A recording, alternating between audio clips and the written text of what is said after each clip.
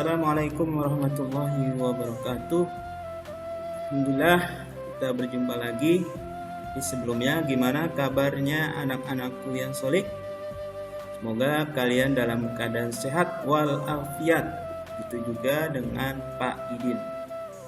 Ya, pada kesempatan hari ini insya Allah kita bertemu lagi pada tanggal 24 November bertepatan dengan 10 Rabiul Akhir. Ya, pada kesempatan hari ini insya Allah Pak Didi akan menyampaikan yaitu materi berikutnya adalah tentang karakter atau hal-hal yang membuat atau dosa-dosa kecil. Ya. Pada kesempatan hari ini insya Allah kita mulai terlebih dahulu dengan sama-sama membaca lafaz basmalah. Bismillahirrahmanirrahim. Awaslah kalian dari dosa-dosa kecil yang bisa diremehkan, sebab itu semua dapat terkumpul sehingga dapat membinasakan orangnya. Lalu beliau membuat perumpamaan suatu kaum, rombongan yang turun berkemah di hutan dan ketika tiba waktunya makan. Tiap orang keluar mencari lidi serta dahan pohon. Setiap orang mendapatkan satu dahan sehingga terkumpul banyak dan dinyalakan api yang dapat memasak makanan.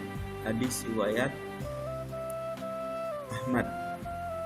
Ya, di awal disampaikan bahwa dosa-dosa kecil itu seperti ya lidi-lidi ya atau ranting-ranting ya. Ketika itu dikumpulkan ya dan menjadi banyak, itu bisa ya ketika kita membutuhkannya untuk memasak, maka itu bisa membakar.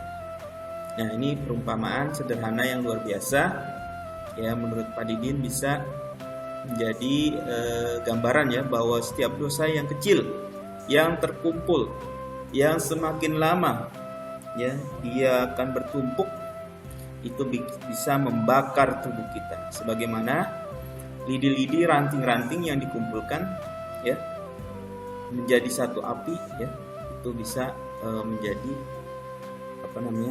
membakar. Berikutnya adalah dari Aisyah radhiyallahu an ya. Dari Aisyah radhiyallahu anha, dia berkata, Rasulullah sallallahu alaihi wasallam berkata, "Wahai Aisyah, hindarilah olehmu amal-amal yang remeh." Dan dalam satu lafaz disebutkan dosa-dosa karena ada yang akan menuntut dari Allah terhadap amal-amal itu. Ini merupakan wasiat Rasulullah sallallahu alaihi wasallam kepada Ummul Mukminin Aisyah. Ini merupakan wasiat yang amat berharga dan berbobot, yaitu berupa peringatan tentang hal yang seringkali dilalaikan banyak orang, yaitu dosa-dosa kecil. Pepatah mengungkapkan sedikit demi sedikit lama-lama menjadi bukit. Itulah jika dosa-dosa kecil kita kerjakan secara terus-menerus karena terasa remeh, boleh jadi banyak perkara yang sebenarnya tercela di sisi Allah Subhanahu wa taala. Tanpa disadari ternyata sudah menambah saldo dosa kita. Kita pun membiarkannya terus menumpuk. Dalam kehidupan sehari-hari, dosa-dosa kecil tersebut mudah sekali terjadi. Terlambat menepati janji, berkata kotor dan jorok, berlebihan dalam berbicara, dibuat-buat, mengolok-olok orang lain, menangguhkan hak orang lain, dan sebagainya merupakan contoh akhlak yang tercela. Semua itu membawa konsekuensi dosa.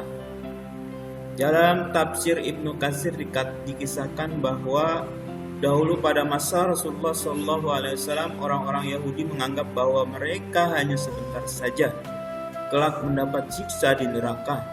Karena itu mereka merasa puas dan untung atas perbuatan dosa atau kejahatan, sehingga tidak bertobat dari dosa yang meliputi dirinya, dan mereka mati dalam kekafiran. Jika tidak hati-hati, anggapan orang Yahudi tersebut mungkin juga menjadi bagian keyakinan seorang Muslim karena menganggapnya tidak seberapa. Kita lantas menjadi biasa dan semakin berani melakukan dosa-dosa kecil.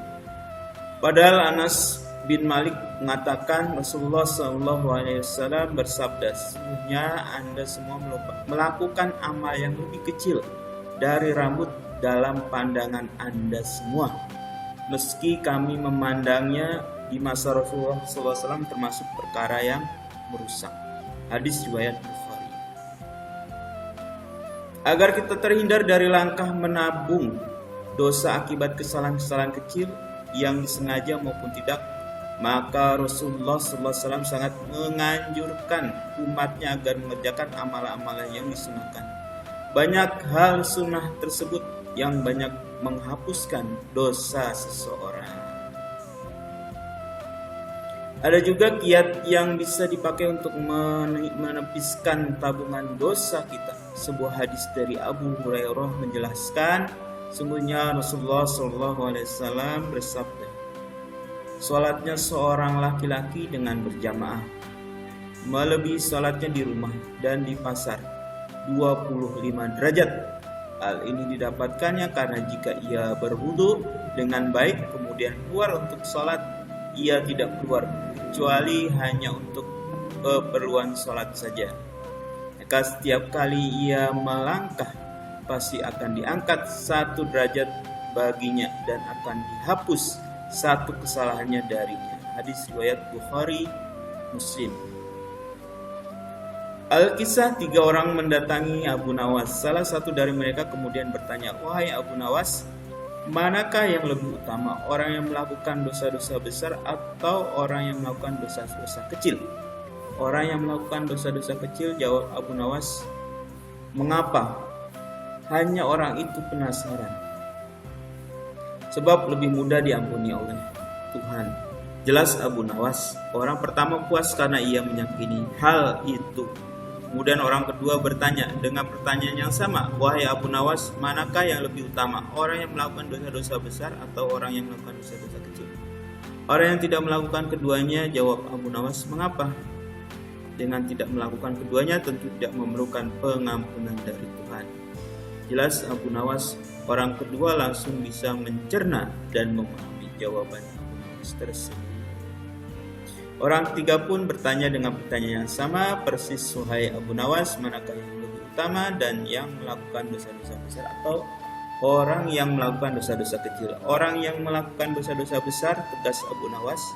Mengapa? Sebab pengampunan Allah kepada hambanya sebanding dengan besarnya dosa hamba itu, jawabnya Abu Nawas. Bingung dengan penjelasan sang guru, seorang murid Abu Nawas kemudian bertanya, mengapa dengan pertanyaan yang sama bisa menghasilkan jawaban yang berbeda? Manusia itu dibagi 3 tingkatan, tingkatan mata, otak, dan hati. Jelas Abu Nawas. Apakah tingkatan mata itu? Tanya murid Abu Nawas. Anak kecil yang melihat bintang di langit, yang mengatakan bintang itu kecil karena ia hanya menggunakan mata. Orang pandai yang melihat bintang, ia mengatakan bintang itu besar karena ia memiliki pengetahuan, jawab Abu Nawas.